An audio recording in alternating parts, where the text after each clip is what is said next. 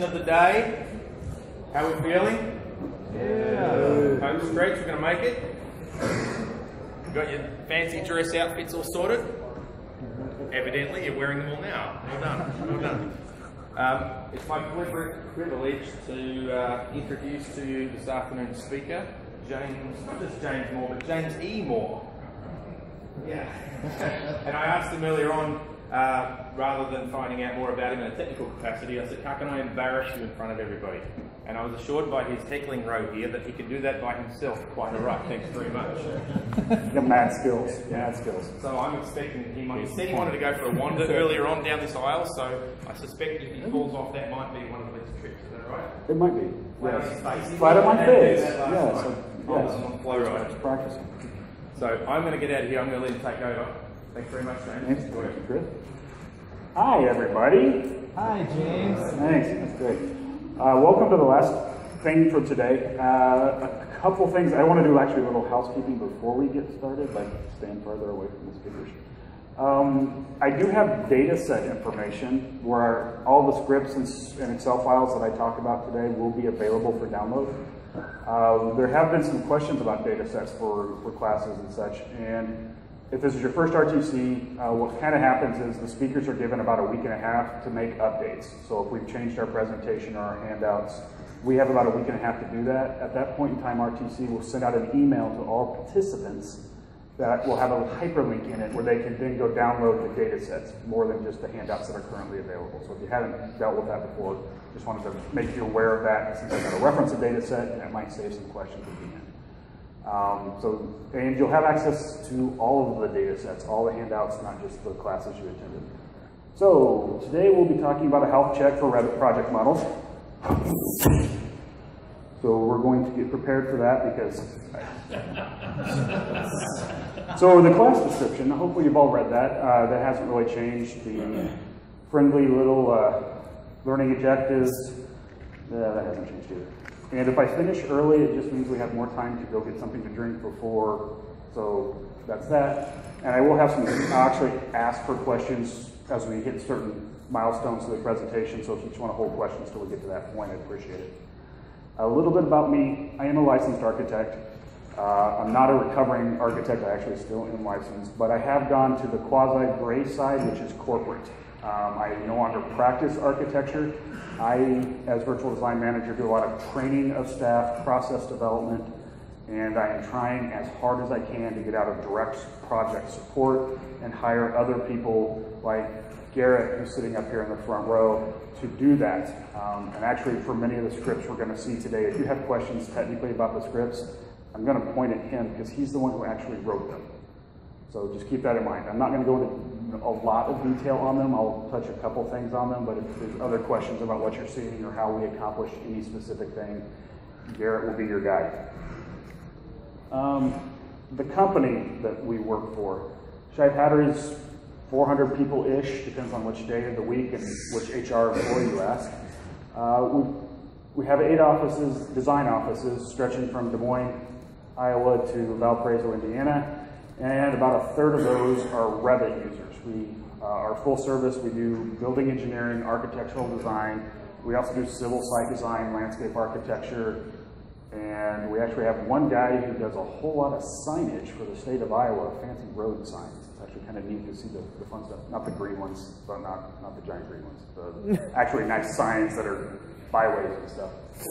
But we have a very decentralized model in our company. Each of these design offices is responsible for their own profit. They decide what clients they're going to work with, what market sectors they're going to go after, and we at corporate have absolutely no authority over them. So what we do, some of the decisions we make have to be based on the fact that we can't make project teams use this process. We have to try to make it simple. We have to demonstrate to them how they will benefit from it. And so, as frustrating as it is, we can't use the word enforce. So that kind of I'll go into some of the discussions about how we chose the path we chose today. So this is the survey part of the thing. How many of you out there are active CAD BIM managers? You're responsible for maintaining stuff. Okay. How many of you are also practitioners with Revit? You do production work. Okay? Architects, mechanical / plumbing. Okay? Electrical. All right. Structural. How many of you are Autodesk resellers who are just sitting here to heckle me? Thank you. How many of you have used Dynamo before? Like, and not just are here at seminars watching. Okay. How many of you have used Excel before? How many of you just needed something to fill up the last day of your schedule, and this was the booth kind of close to the door? Thank you, Sean. All right, we're going to talk about why we use the term health check. I know it's kind of common, but we actually chose it very specifically. We had a lot of discussions what we were going to call this. So we're going to talk about why we went that route. We're going to talk about what it is we check during this process. We're going to talk about how we check it. And then for us, what was most critical was how do we get this information to project teams? Again, we don't have authority. We can't hold them accountable. We can't make it a condition of their employment that they fix the stuff we identify. So this is, no matter how much we want to. Can you guys hear that creaking on the microphone? Yeah, that's why I wanted to walk on the carpet. I will say that this whole process for us stemmed from last year's RTC event. The last session of the last day, there's a theme here, was a session about doing a model review on your Revit models and reporting back issues you found. And while I did not attend it, we had a couple of our other attendees from the company who did, and they were really energized and excited about this and came back and talked incessantly about how we needed to adopt something. And so that's what got the discussion started in Shive-Hattery. In the back of our mind, we were aware that we needed to do this, but we weren't really sure how to start. So Michelle Overson from Summit BIM, who couldn't make it to RTC this year, she gave me permission to use her picture or the graphics she had. This is the Excel form that she used, that they use at their firm. They're architecture only. And this is what we got out of the data set to help us start down our path. And that's part of the reason I wanted to make sure you guys had the data set and had all the tools we're using. Because if you want to start down this path, we want to give you as much of a head start as you can. But we decided to use the term health check instead of model review or something else because we identified three kind of categories of issues. The first we identified as emergencies. This is, I got a call from somebody and they can't open the model and they're supposed to have a print set done in 2 hours to go to a client review. I'm going to stop everything I'm doing. I'm going to help them.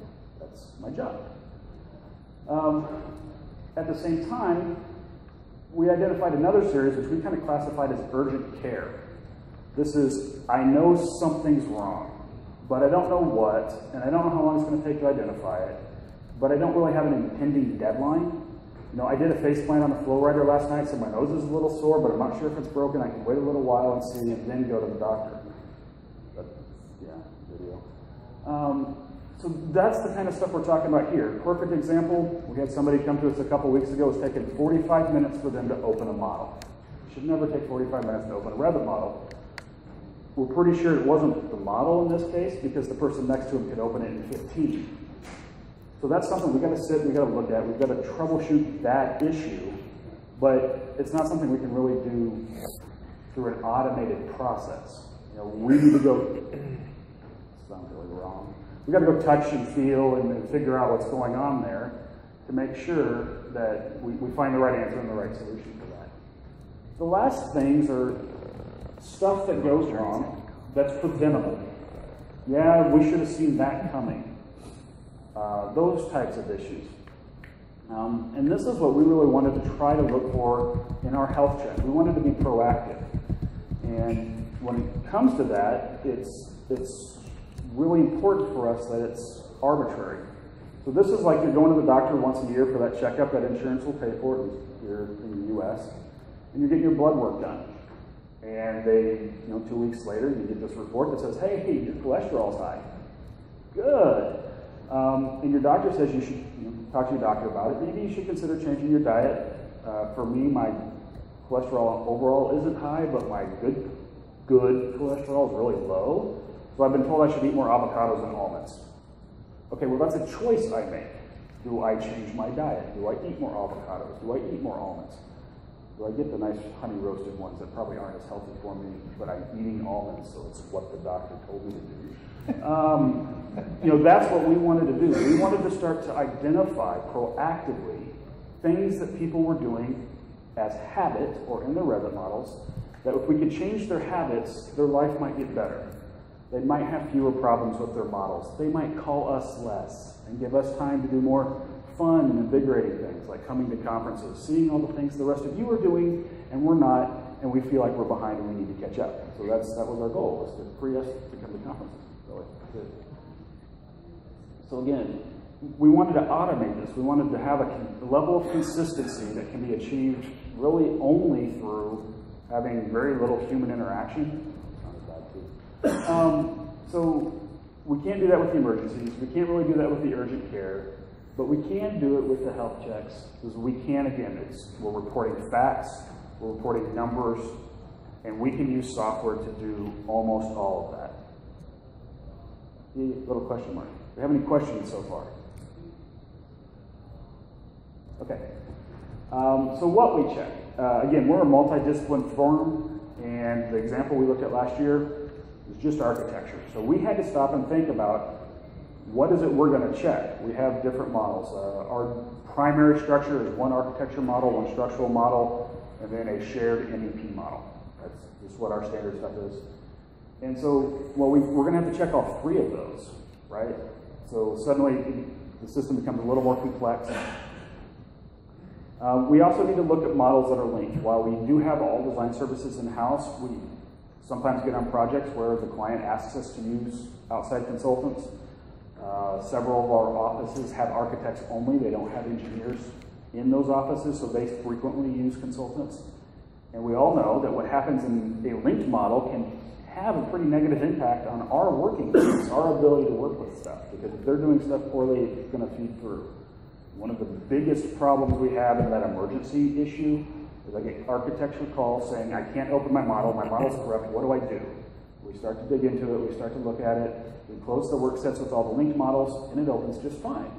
And then we start turning on those linked models, and we figure out it's actually the MEP model that's corrupt, but something in the MEP model is corrupt, it's preventing the architecture file from opening. We hate that. We hate that because the people who call us all the time with that problem don't remember to look for that. But we need to check our linked models too. It's not just the files we work in. I've got annotation master up there. Some of you may have been in the class that was in this room just beforehand, where he was talking about a master model where he linked all these other disciplines in, and then he used that to link out to his different files. Our master files are a little bit different. We have several large clients where we do large projects, or we do multiple projects concurrently in the same building. And those clients look at us as experts in their facility. They want us to know more about their building than they do, so they don't have to remember it. For us, a master model is where we're maintaining an overall model of their facility and using phasing to maintain different concurrent projects. That becomes a big problem because how do you maintain the documentation for those concurrent projects? And that's what our annotation models are, where we're actually similar to what he suggested. We're linking into those master models to get just the model information. All the drawing documentation happens on the annotation side. It's not a great process. I am not promoting it because it is a royal pain in the ass. But at the time, and right now, I don't know of another way to maintain one model that's an entire facility over multiple concurrent projects. So we live with it. Some of our projects, we've got to get in and make sure that project team B isn't doing something stupid in the master model that's affecting project team A's project. What we actually decided to report on, we kind of broke down into three categories. The first is model performance. We wanted to look for things that cause problems in how fast the model loads, how fast it may regenerate when people make changes, how confusing it might be for others to work in. You know, if somebody new comes on the project, what the hell are you guys doing? So we wanted to kind of look at that. You know, those things are like warnings. Warnings are an overlay that are placed on the model as you work on it. It's not a table stored inside the Revit database. It's something that's only available to you when you have the model open, which means every time you do something in the model, the system has to go check. Did you do anything to impact any of my existing warnings? So the more warnings you have, the more time it takes to check those things. Yeah. Excessive views. We've got some people who argue whether or not excessive views can be that big of a problem. We had a project that had 730 unused views at the close of construction. And we found this at closeout. It was like, okay. Unusual use of work sets. This one was actually isolated, but it caused a lot of confusion on projects, which tended to be an issue. We had one plumbing designer in one of our offices. He was a seasoned designer, spent a lot of time doing a ton of work in AutoCAD. He was very efficient at using the Shive tools at AutoCAD. And he honestly believed he had to create a work set for every plumbing system at every level. So in a 4-story building, we would have 4 work sets for domestic water, 4 work sets for sanitary, 4 work sets for that. That was the only way he, in his mind, could comprehend what he was doing. When other people came in and needed to work on a model when he was on vacation, I had no idea what he was doing. And so it caused a lot of problems. So we checked for that just because we want to know if it's happening again. The second thing we check for is actually we start to look at some things for document set quality. Again, we're all the disciplines in our house for most of the time, so we want to check things that would show up on a drawing set but might not be noticeable in any given model. Things like, are all of the models using the same term for whatever level you walk out the door on to get outside? Is it ground floor? Is it level 1? Is it level 0? Which is like, I like the whole timeline thing, 0, 1, 2, 3, 4, going up, -1, -2, 3, going down. Apparently that's too mathematical for most of our architects to even visualize, and so we can't do that. But is everybody using the same terminology? It's not necessarily going to be a confusion for the building side, but that could be a confusion in construction side, which would then result in more time spent on us answering questions about what's in our drawing set. So we start to look at some things like that. Again, levels. Here we also look at things that are internal, like difference in names of design options. Stuff like that. Again, the architects are calling that lighting in room 104. And the electrical are saying second floor lighting. Maybe the same design option, but because there's some discrepancy there in how they're labeled, there might be some confusion as the drawing team is trying to put their set together. The last grouping is we did recognize the value of looking at architecture-specific issues. We just got to add MEP-specific issues, and we considered structural-specific issues. So things like in the architecture model. Are they responding to levels with their constraints on their walls? It's considered good practice. There are a whole lot of people out there who do single-story buildings in our firm who just, oh, that exterior wall is 24 feet tall.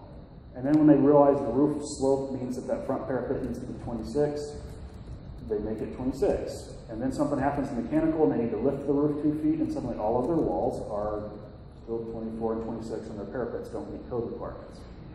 So we start to check and look for things that go like that.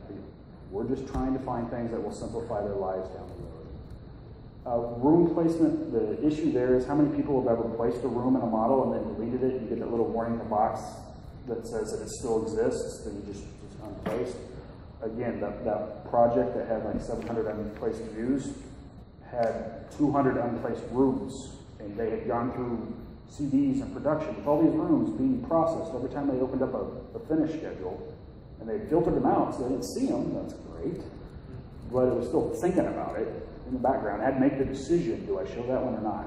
Okay, so again, trying to clean some of that up. We also look for rooms smaller than 5 square feet. There's not a whole lot of reasons to put rooms in that are smaller than 5 square feet. We're not probably going to put airflow into them, probably not going to put a room tag on them. Mechanically, a lot of the mechanical stuff has to do with some of our, what we consider best practices. We really want people modeling and putting spaces in so we can use some of those advanced functions. We want people connecting their ductwork to their air terminals and not just drawing the ductwork so it's right up next to it so it looks fine in plan, but when you look at it in 3D, there's nothing connecting that ductwork to that air terminal. Again, we're trying to do some analysis type presentation views to help the engineers who aren't working in Revit actually visualize the design, and if people aren't making those connections so that the Revit can do the calculations, the filters with that just don't work. And so we check connectivity of pipe, we check connectivity of ductwork. We do a connectivity or a circuiting check for electrical, because chances are someone's got a circuit connection in its model, it probably needs power. So we really like our electrical engineers to account for that in their panel schedules. So we do those kinds of checks. Again, our best practices is we want spaces being used by the MEP staff, not just putting in room tags to look at the architects. And so we put in there that we check to see if room tags exist in the MEP model. Structural. We got nothing. We talked with our structural engineers, they gave us a couple ideas, and the more we talked about it, the more they realized that what they were asking for was very, very project specific. And there really wasn't something we could encode to check for. And in the end, we just kind of threw up our shoulders and said, we don't know what to do for you guys. And like, okay, that's fine, don't do anything for us. Okay. So yeah, we got nothing from them. There are some things we absolutely don't do at this point in time. We don't look at code reviews. We don't evaluate the design in any way, shape, or form. We don't care whether or not that ductwork is sized right. We just care whether or not it's connected. We don't do clash detection. This is actually something we've talked about. Because we're using Dynamo, we know the capability there is if you've got clash detections already run, or you've got those rules set up in a Navisworks file, you can trigger that via Dynamo. Then you can take that lovely clash information and import it back into Revit and do all kinds of fun things with filters and views and let people know where clashes exist in your Revit model. We're not there yet. We still want our clash detection process to be a discrete activity within the project, and so we currently elected to remove that from the process. Also, what you're seeing is Health Check 1.0. That may make it into Health Check 1.3 or 1.4, just depending on how much time I give Garrett to figure it out. The last thing was we didn't want to fix anything. Well, we wanted to fix everything, but we didn't want to make decisions that we believe were correct when we're not involved in the project. It's not our role to change these things because they may be that way for a very specific reason. Maybe a very bad reason as far as we're concerned. But we're not the project team, we're not the people spending the money. We're not in contact with the client to understand why these decisions have been made. So again, for us, this is purely a notification process. There's one thing we do actually take the time to change. A lot of our preset view templates are dependent on levels and grids being on specific work sets. Yes, we do use a few work sets for visibility control. But it's only a couple, and so we try to make sure that the elements that we are trying to control through those view templates are on the work sets that they would respond to with our settings. Other than that, we simply report it. Any other questions? Yeah. How we check it. Again, I've kind of said this a couple times. We wanted this to be consistent. We wanted it to be impartial. We wanted it to be quick. Quick because we're not just doing this health check. We're not just opening the models, running the script, and going on our way. We're doing auditing of the files at this point in time. This is part of our regular model maintenance type process. And so we wanted it to be quick because we do ask our project teams to be out of the models while this is going on. And so we have to be aware of that. We wanted it to be consistent. We didn't want the BIM coordinator who's doing the check on today, his kids were cranky this morning when he got out of bed, so he didn't make it to the gym, so he didn't get his run, so he didn't have his endorphins going, so he's in a bad mood, and therefore he gets to work and he's going to grade everybody really hard on the health checks he's doing that day, just because he's cranky. We didn't want that type of stuff to happen. And at the same time, it is really hard. I know when I was working, there were people I liked working with and people I didn't, and I know I react differently to them. We didn't want that coming through in these health checks either. We didn't want somebody to be able to go to their boss and say, he's picking on me. We didn't want to do that. The last thing is we wanted output to Excel. This was one of the things we liked about what was presented last year. Excel gave us the ability to do a very graphic type presentation of the information. It gave us a way to automatically format it. And also, we'll get to it when we communicate to the team at the end, we wanted to be able to load this into Revit. We didn't want to just email this out to the team and walk away. We wanted the ability for this to come into Revit. And the way we chose to be able to accomplish both of those was through an Excel interface. And we wanted it to be as automated as possible. We wanted them to hit a couple buttons, do a few things, get it out the door. And we'll talk a little bit about that when we talk about the process. There are some things that we simply cannot do through programming. Revit API is finicky. Is that fair, Sean? No. Fair enough, okay. But there's also stuff like the warnings. I talked earlier. The warnings are an overlay on your active model. They're not stored anywhere. Since they're not stored anywhere, we can't get to them anywhere. So that's something we've got to look at. You know, open the model, go click on the warnings button.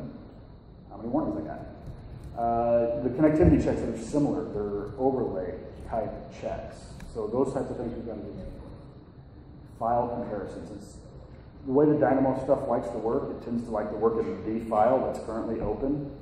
It likes to work in a file that was open and current when you open Dynamo. And so trying to have a Dynamo script that parses through multiple models is somewhat problematic. We're working on it, but for now, it's one of those other things we kind of check manually. The project setup stuff like non-standard worksets, this was another one we could very easily go through and figure out whether or not people have got stuff on the right workset. In fact, Garrett's very proud he's got a script that can go through an MEP file and based on our standard worksets, put everything on the right workset. We didn't want to do that. We could. We talked about it, but we didn't want to do that because, again, there might be reasons why the design team has decided to deviate from what we think they should be doing. And again, we don't have authority. We're lowly corporate public servants. We can't make you do anything because we're not accounting or HR, so we don't get sued or fined if people don't follow our standards.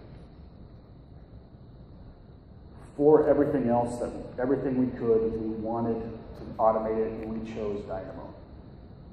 There are lots of tools available, third-party tools, that allow you to mine data out of Revit and do all kinds of fun things with it. There's tools that will allow you to extract all kinds of information and stuff them into SQL databases. There's tools that have little menus that sit off to the side of your screen, and you just click on all these categories and get all this information. All of those tools required a certain amount of personal interaction with the coordinators, and for the most part, we wanted to report data in a way that we could have the computer do the analysis without somebody having to translate numbers. We wanted to get away from that as much as we could. So, no, I don't expect you to read that. You probably can't even read it if you look in the handout, because that same screenshot's in the handout. That is one. I think that's the architecture. Dynamo script that we use for checking. Each of those kind of boxes represent a different piece of data that we extract, evaluate, or report in our Excel file and report on.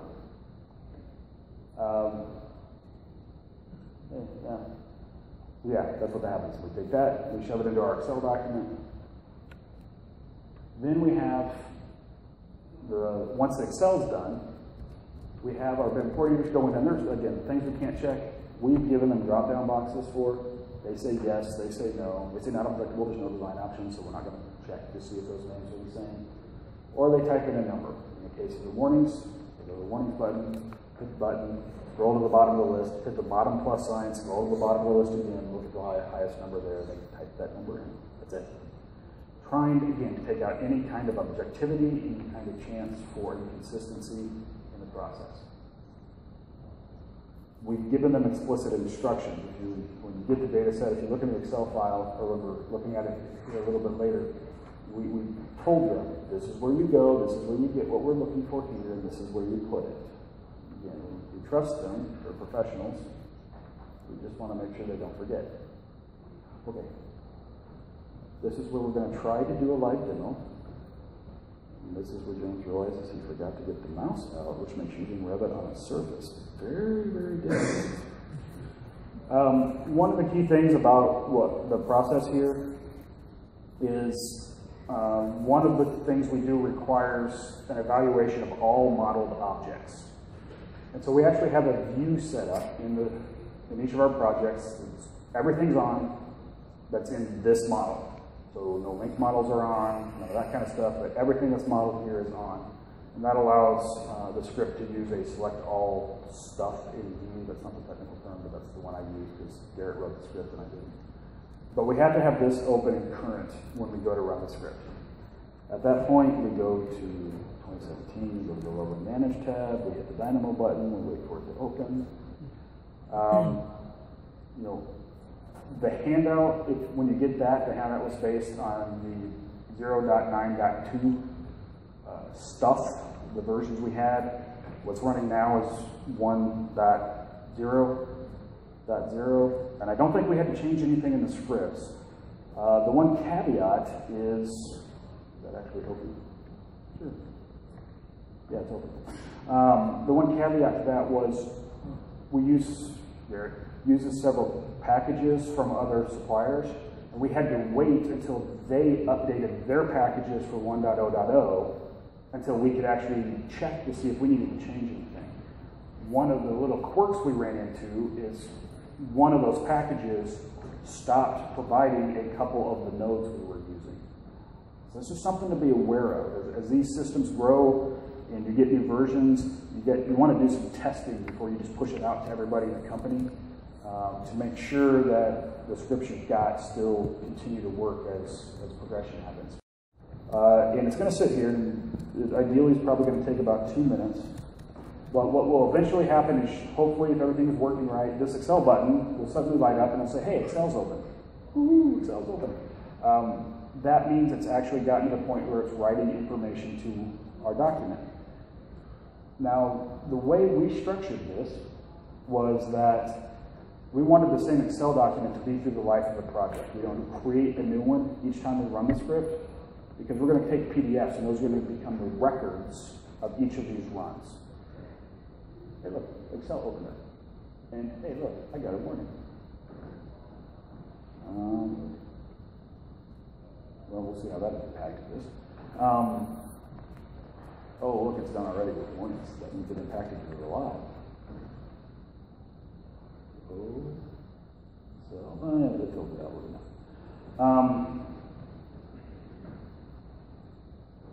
Yeah. So the catch there is that, we'll get distracted. This is what happened when I work, by the way. And Garrett wasn't even listening. That's my backup. So when we run the script, we run it. We typically have, because we're trying to do this quickly, it is our recommendation that they're actually, the person doing the check has 3 instances of Revit open, one for each of the models they're going to check. Or no, remember, it's the Excel has to be closed. And Excel has to be closed when we start the script. And part of that has to do with the fact that one of the nodes we use is to clear the old data. Because we don't want any of that old data to possibly mess up the new information, or somebody not to realize they run it. And this just happens to be that the node that we use to clear that data information requires Excel to be closed when run. And so part of our process, again, we have all 3 versions of Revit, or 3 models open in different instances of Revit. They open Dynamo, they run it on the first one. Excel finishes doing what it does, hopefully without the warnings. They save it and they close it. Then they go to the next one. And they open up Dynamo for it, run the script that's specific for that discipline. Excel opens, updates, save it, close it. And they go to the third one. Same thing. Open it up, save it, don't close it. Because at this point in time, they've got all 3 models open, all 3 of the data sets have been updated. Now it's time for them to go to each of those models and do the manual checks. And so again, we're trying to do this as efficiently as possible, not have them wait for, they run it for architecture, then they gotta wait for mechanical to open because they gotta close architecture, and it doesn't like them to have linked models open in the same file. So that's kind of the process we go through. And ultimately, we get all of our data into Revit. And this particular data set, I already had the structural and architecture pre-populated. And you kind of see here what we got on the architecture tab. Some of the stuff, like the orange box up there, is not filled out, because that's a manual entry thing. The column is barely visible on the right side over there. I don't have a laser pointer because I was afraid to try to take it through security. Oh, look at that. Yeah, take it through security. Over here, this is our instructions column. We've got the things highlighted in red that the coordinators are supposed to touch on when they are doing the manual checks. Again, it's a highlight. It's white. The system's going to check it for you. If it's in red, it's something you have to do.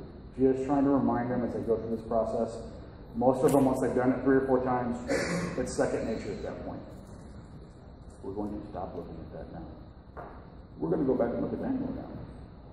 Any questions so far? Anybody still awake? Okay. So, again, oh yeah. Garrett, why didn't you remind me to get the mouse out? Yeah, that's not working. It's like in your bag right there, isn't it? Yeah, no, I got it. I'd have to turn on the clicker. That's why I didn't. See, this is what happens when you use surfaces. Okay.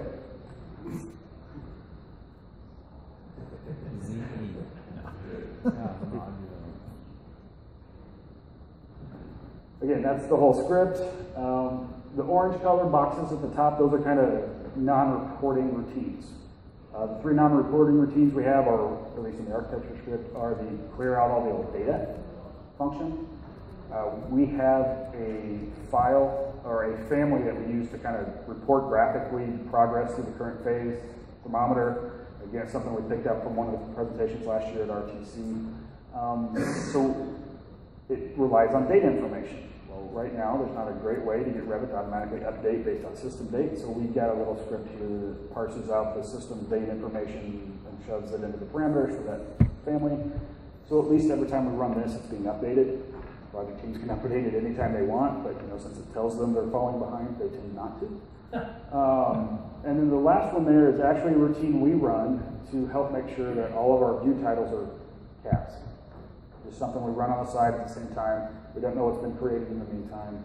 Let's get all that into all caps. So real small there. I'm not going to try to zoom in because that will take way too long. There's one little pink box. That is the only interaction that the BIM coordinator running the script has. They go tell that where the Excel file lives. Otherwise, the rest of this is preset. They don't change it. They don't do anything with it. We just have them fill out that one spot. The green stuff is the project or the discipline specific checks. The purple stuff is the project performance checks, and the blue stuff over there is the whatever was in the middle. It's like the consistency stuff. And Garrett's got them all labeled real nice, so when we zoom in on them, we can do that. Wish me luck. Good luck, James. Thanks, Sean. Why don't you just scroll? Oh, wait. It's a surface. Can't you 2-finger zoom it? Or you're wearing a glove? Actually, it works fine with the glove. It's that, no, I don't think Dynamo responds to that zoom functionality on the surface. Is everybody enjoying their day? Doesn't matter what sequence we use, we run it on the model, so if we run the architectural first and conceptual. No, sequence of running on the models is not critical. That is a good question, though. One thing that is critical that we learned, you know how I mentioned we delete data? Well, that was the question. We're populating a spreadsheet with lots of data. We're deleting data off the same spreadsheet. How do we make sure that the deletion happens first? It'd be really stupid to get halfway through collecting your data, delete the data, and then collect another half of your data. And that was one of those things that Garrett and I talked about quite a bit, because that was actually a pretty crucial aspect of getting these scripts to work, is order of operations. And anybody in here have a good way to make sure Dynamo runs nodes in a specific? Okay, you need to talk to him when you're done, please. Transaction. Okay. Transaction stop. Would you export your Excel file, the count from the list, and if count doesn't equal where your start row should be, tell it? Those are all very good options. What we discovered, last in, first out. So basically, the last nodes you put into the Dynamo script are the ones that tend to be run first. It's not a guaranteed rule. We couldn't prove it, But it happens to be the way that it works consistently for us. So whenever Garrett has to make a change to this, he's got to cut that little deletion part out, make the change, and then paste it back in. It's just the way it works for us. And I think we talked about transaction nodes, and you just didn't want to figure it out. So we'll just go with that because it makes you look bad. I am such a supportive boss, by the way. He loves working for me. So when we start looking, what do you think about that? When we start trying to zoom in and look at one of these code sections, code blocks, this is a simple one. We're just going to go in and we look at how many CAD elements are there in the model. Best practices, we don't like CAD imports, we like CAD links. They actually make Garrett really grumpy. Me too. So we just kind of go through, we grab it, we check the documents for anything that has CAD in it. We then report how many of them there are, both links and imports. And then way over here, I'm still in pan mode. No, not that far over there. Yeah. Don't try to use Dynamo or Revit with the pin on the surface, just saying. And don't try to do presentations where you have to use it. Somewhere in here, we actually report a ratio, where we calculate the ratio and the imports and so forth and so on. So again, we wanted to do as much of that math as automatedly as we can. We could have done it in Excel. We could have just reported out the two values and had Excel calculate it. But since we're clearing the data off of the tab where we report this information, it's going to clear any equations we try to have on that tab. And so we chose to do the math here and report it instead of having it nested into any other cells or equations we were doing. Yep? Instead of deleting Yeah, instead of deleting information that you guys discussed, just maybe creating multiple tabs and then just having like a history of all the tabs? We talked about doing that, but that would be one more thing we would have to do as far as the coordinators would have to come in and either duplicate tabs or they would have to specify which tab they need to report to this particular run. And so we chose not to go that route because we were trying to keep their time frame down and we trust the PDFs. I'm not going to say there hasn't been some discussion of trying to save the raw data collection, but at this point in time we haven't taken that step. The other thing, as far as that goes, the node we use to write the data to Excel will overwrite existing data. The problem we ran into is if somebody deletes a bunch of stuff and one of our lists gets shorter, it doesn't clear out data, it doesn't overwrite. And so suddenly that list that shouldn't only have 15 items on it has 20 because there were 20 the last time we ran it. And so that's why we went with the node we have to bulk clear the data cells. You had a question? Yeah, does this particular node look at imports and families? I mean, is it able, I don't think it is. I imagine that will last up of families. I'm looking at him because I haven't looked at the project. The question was, does it look at stuff with nested in families? And the answer I got from my technical advisor was that it only looks at information actually at the project level. So it's not drilling down to look for elements within families. But now he's thinking. Okay. I'm just looking at the time, make sure I don't run over. Any other questions before I move on the PowerPoint?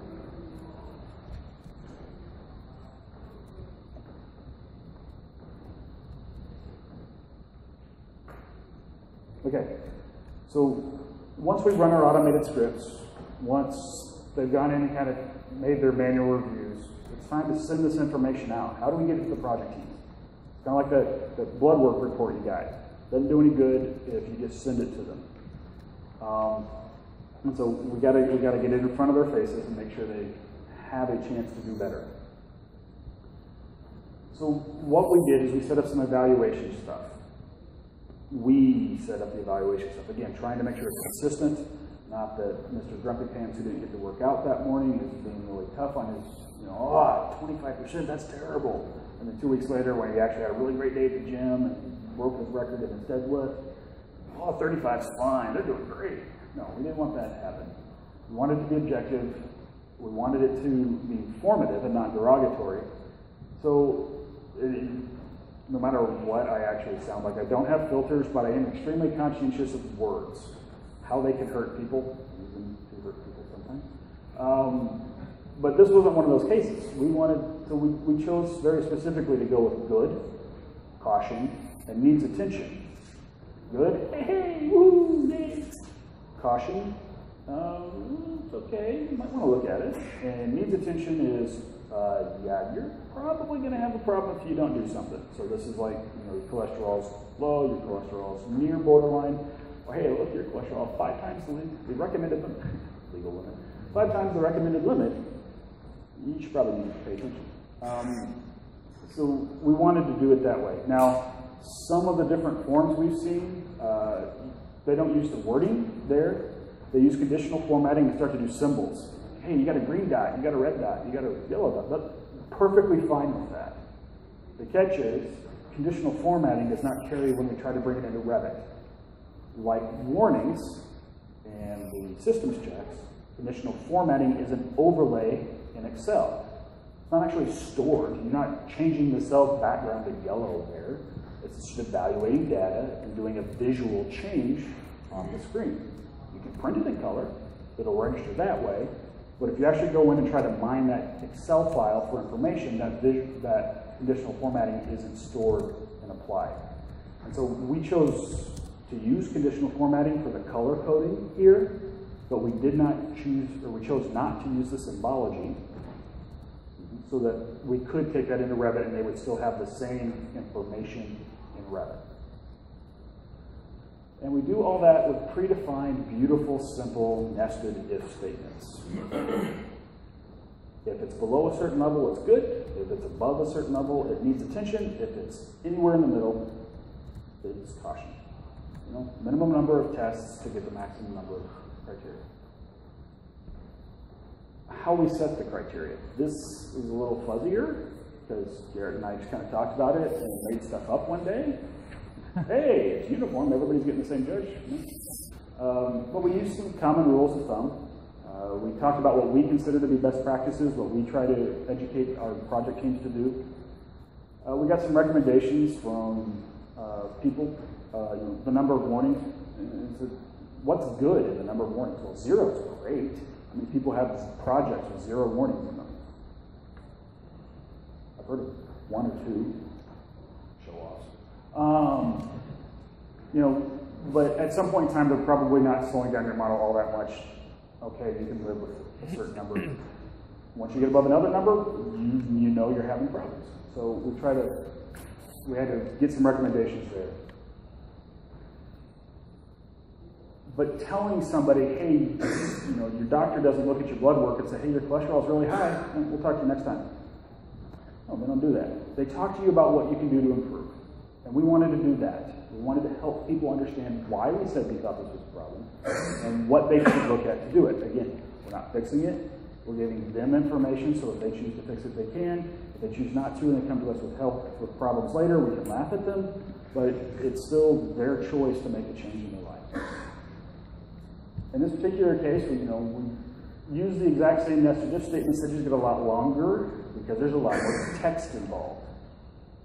And again, they're predefined.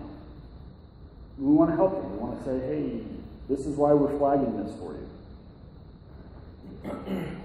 There are a couple other columns on the form. Now, these 2 columns don't necessarily get reported to the project teams. These are used by the coordinators who are running these checks.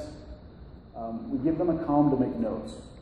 The work sets. They're not using our standard work sets. Oh, no. Well, there may be a damn good reason they're not using them. Like, they're coordinating with a client who has standards of their own. Okay, we're just going to make a note of that. We're still going to say, hey, you're not using our standard work sets today. We're okay with that. We understand why. And we make a note to ourselves. This is why. We've talked about it. Or if it's, hey, they have way too many work sets. Yeah, we talked to the team. It's this person. We need to go have some training with that person. So it gives us a place to kind of identify what's happening, take some notes, and report that.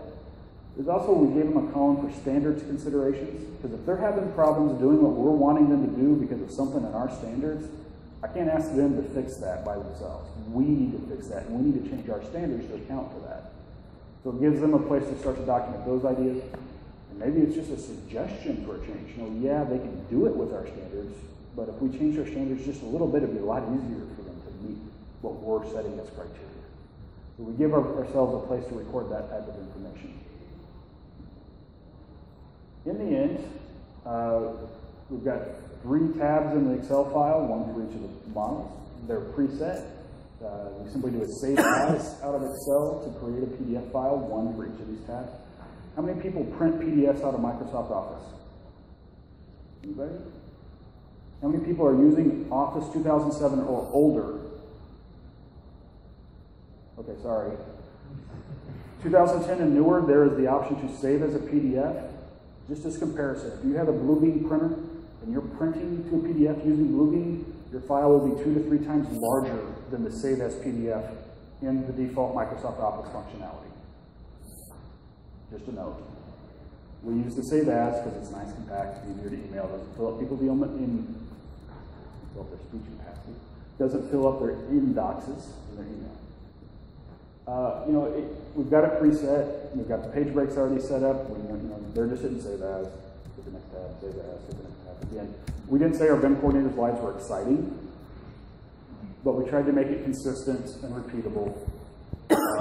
It gets the color. You know, they get the color here on the PDF version. That's great. It's pretty. Catches their eye. Oh no, I got red. So all that kind of stuff set up just the way it happened to work out. The 3 different categories we had, the model performance, the quality set control, and the independent stuff, just happened to work out. That's basically where our page breaks ended up. So each of these PDFs is 3 pages long. Once the BIM coordinators got it made, they do an email out to the project team. They may copy the project manager. It kind of depends on their role on the project, how active they are, how much they actually know about Revit. But they email it out. And that PDF becomes our record of what's going on the project. Now, anytime we start to do this, and we start talking about health checks and redundancy, you have to talk about frequency.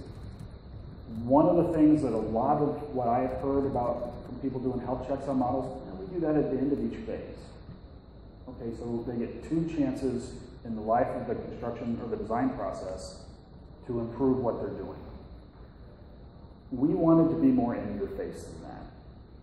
And because we're tying this with other things like auditing the file, doing some of that cleanup stuff, we actually recommend that teams have it done, if it's done to teams, it happens every 2 weeks. That's our kind of standard recommendation. Again, small projects, they've only got a 2 or 3 week turn cycle, that's going to be the same thing. They've only got 1 or 2 reports to try to do better. On projects that last 6 years, it's going to be there enough, and they're going to get tired of getting the email with all the red on it, so maybe they'll actually figure out to do things differently. When projects go on hold, how many people have had a project go on hold for more than 2 weeks? Okay, we stop. There's no reason to keep running this and telling people, hey, you didn't do anything. It's like, I haven't looked in the model in the last month and a half. Why would I have fixed anything? You know, we pay attention to those types of things. You know, but again, we try to get it in front of their faces repeatedly to help them improve. This came out of me going to visit my sister-in-law's family in LA and having an 18-month-old who was addicted to Sesame Street. Count the number of times they use the word of the day in an episode of Sesame Street. You will need more hands and toes than you yourself probably have. So, you know, again, it's effective. Repetition is effective in changing behavior or educating people. So that's, part of the reason we did that. And then I said we wanted to take it into Excel. By the way, there's our fun little thermometer that we update. If the date goes over, it goes, oh, okay. But this is how we put it into Excel. This is the page that we have that every time they open a project, this is the page it goes to. And we stick it right there, and it is bigger than any other text on that page. They can't say they didn't get exposed to it. They can't say they didn't know, they didn't have a chance to go look. You know, that's pretty undeniable that there's something there. Now again, we lost the color formatting in the assessment column here, but there's nothing we can do about that. That's just the functionality of extracting the data from Revit and putting it into Excel. Yes, sir. So there's a product from ID called and that will bring over the colors for you. Glad to see that. I know this will bring in assigned colors, but not conditional formatting, and that's the catch. If we assign colors, the tool we have will, we do manual fills. It will bring in the fill patterns and all that kind of stuff, but not the conditional formatting. What is that? Is that a key schedule or schedule a GA? That is a schedule that excludes through mutual destruction everything actually in the model, and expands and takes all the Excel data and puts it into the header of an actual schedule. If you want explicit information on how that works, I suggest you talk to the long-haired guy in the front row. CTC happens to be our reseller. We have all their tools. This happens to be done with Schedule Excel. Technically, that's how it works. We want to schedule all rooms that exist on the sheet. We want to exclude from schedule all rooms that exist in the project. It's one of those mutual exclusives, so if there's nothing in the schedule. The only time that becomes a problem is it still tries to put that row down there below your text, and if it's off the bottom of your sheet, it'll screw up your printing. But that's how we achieve it. We just link that in. Because it's linked using this tool, when we update it, we can go in and update this link and any updated information automatically comes back in. We're not recreating this all the time. Okay, what time are we supposed to be done? 4? 3:45. Oh, cool, 15 minutes. Hey, we're done. Really? I only have like 2 slides left. Where was I going? Excel. Okay, so again, this is the Excel sheet. Again, I happen to have put the Save As button up here on my title bar. I can come in here, I can change the type to PDF, which is obnoxiously spot to find. And that's it. They hit the Save button, give it a name, put the date, and that's how they would create that form. Go ahead and save it. Bluebeam will open. I'm not advertising for Bluebeam, that just happens to be my default view. And that's it. They've now got a file they can email out to the people on the team. Close. Again, the Excel feed. By the way, people accuse me of being more engineer than architect. I'm not sure how I got into architecture school, to be perfectly honest, because I enjoy computers and Excel more than hand sketching. I don't know what they were thinking the day they accepted it. But if I come in here and I highlight this cell, that's the name of the John. But we just did conditional formatting there. Created a cute little combo box. There's no way you can read, but they can pick yes or they can pick no. Those are the only values they can do.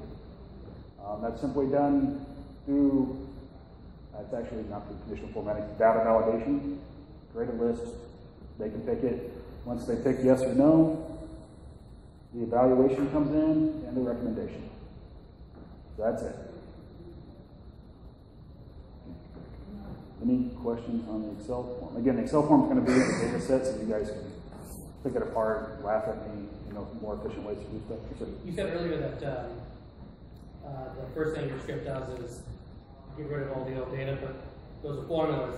So it's get rid of all those block cells. Okay, that's a valid question. So if you look at the worksheets down here, we have a stupid pin that's probably dead. We have specific tabs. We write to the arc-data tab, and then our other form is reading information off this tab. Because the other thing this allowed us to do, I talked earlier that, Ideate, for example, you can use Ideate Explorer, you can export all kinds of data out of it, but the cell ranges change every time you export it because the number of elements change. It makes it very hard to preset certain types of evaluation. You have to look at tables, build all kinds of fun pivot tables. This, by using Dynamo and exporting this to the same cell in the same tab every time we run it, makes it real easy to do those evaluation tabs because they just say, oh, look at this cell and evaluate the data in this cell. And so that's how we do that. And that's why we set it up this way. It's just the 3 purple tabs. Down at the bottom, the ARC data, MEP data, and structural data. Those are the tabs we clear. those are the only tabs Dynamo writes to. All those other 3 reporting tabs are safe and maintain our equations and all that fun stuff. Valid, thank you for asking. Other questions? Yes, sir. So, do you and Garrett run these for every project every 2 weeks? So the question is, do we run these for every project every 2 weeks? No. I said we wanted people to run them every 2 weeks. The structure of our company, Garrett and I are corporate employees. We have no authority. We but in each of our offices, we have BIM coordinators who are billable to the office, are intended to be local experts, get special training. They are the ones who are looking to do this. And so Matt Hollowell is also up on the front row, has been coordinating our Valparaiso office. We would look to Matt to run this script for all of the projects happening in Valparaiso. Hey Matt, how many times have you run the script in the past 2 weeks? 5. How many projects do you actively have in Valparaiso right now? 30. So yeah, we want this to happen. What we're finding is larger project teams tend to get it done on a more regular basis. A lot of those 1 week, 2 week, 4 week type projects, it's just not happening at all. So we've got some offices where the BIM coordinators aren't given time to be BIM coordinators. They tend to be the people who know the software best, therefore the ones that PMs want to assign to their project to develop the project models the most. And so that is actually one of the things we really struggle with, is getting BIM coordinators time to do things like this on a regular basis. Yes, sir. BIM coordinator, you talked about that you run reports so that it notifies them. Do you give them specific tools, like when somebody imports something, give it a layer or something like that? Or do you handle all the tools that are specific to doing something? That's a very good question. So the question was, who does the actual cleaning and maintenance of the files and the stuff we identify? I got asked, I gave this presentation last week to people inside the company. It's good to practice these things, apparently. Remember to plug your mouse in type question. I got asked that question there. The response I gave to them, because this is the structure that I have to live with, at some point in time, the individual users on these projects have to hold themselves accountable to do things better. We have nobody charged with fixing these things. All we can do is say, hey, that's bad. You should probably do something about it. And then like your doctor, he walks off and he looks at the next patient. The coordinators look at this. If the project team asks for help, they will go help them. They will show them how to do these things. We will train them to fish instead of fishing for them. But ultimately, the individuals, project teams have to be responsible for doing things and fixing these things. We just don't have the staff or the motivational tools available to us to get people to, why are you three laughing? Go ahead. Are you providing, do you have any mechanisms that you're engaging the PMs that have control over the project plan that assign staff to engage and conduct these activities? Or the output and recommendations from these activities? At this point in time, it's another little quirky thing. Shive-Hattery, when you say project manager, it's somebody who runs a lot of reports, helps organize project plans, but usually is not a project lead as far as design. So I kind of mentioned earlier, we may send this information to project managers, especially as we talk about, if we see something's been wrong for months and they haven't done anything about it. We may send the information to project manager and say, hey, you've got an impending issue. And we've been telling them for months that you need to deal with it. It's probably time that we sit and have a project team meeting and talk about why this is happening and what needs to happen to fix it. But right now, that's the only mechanism we have, is to kind of monitor these and personally call the PMs or the project team leads and say, hey, the discipline leads, if it's really only MEP, if it's electrical, who's refusing to put things on the right work set and causing problems for everybody else, we have to, at that point in time, engage them personally. It's one of those things, models don't eliminate communication person to person, and that's just the way we've got to go about it. Okay, I've got 6 minutes. I will come back to questions, but I wanted to get through one last Okay, so the presentation's done. I can take my sticky glove off. I want to thank you guys for coming. RTC is a community. Did I just step on that stupid cord? No. RTC is a community. I've been doing it all week in this room. I knew it come back. RTC is a community, and it's you, the attendees, whether you're speaking in another session or not, it's you that make it fun for those of us who are speaking. Please do the surveys because not only do we want to hear your opinions, we want to get your criticism so we can do better. If you've got ideas, if I touched on a subject today that you wanted to hear more about, put that in the comments because I want to come back next year. My boss only lets me if I get selected to speak. That kind of guy. So if you have ideas, if you want to teach something similar and you have questions about the process, ask. Take the contact information, contact the speaker. Most of us are willing to help other people become speakers. Even though it lessens our chances, it broadens the community. It makes the community better as a whole, and that's what the speakers really, really care about, is trying to make this community really strong. So thank you for that. Fill out your surveys, please. Enjoy the gala dinner. And have safe travel home. So on that, if there are any other questions, I'll be up here. You can come up and talk to me. Otherwise, make a break for whatever's next. And if they've got drinks out there, please do some for me. So thank you.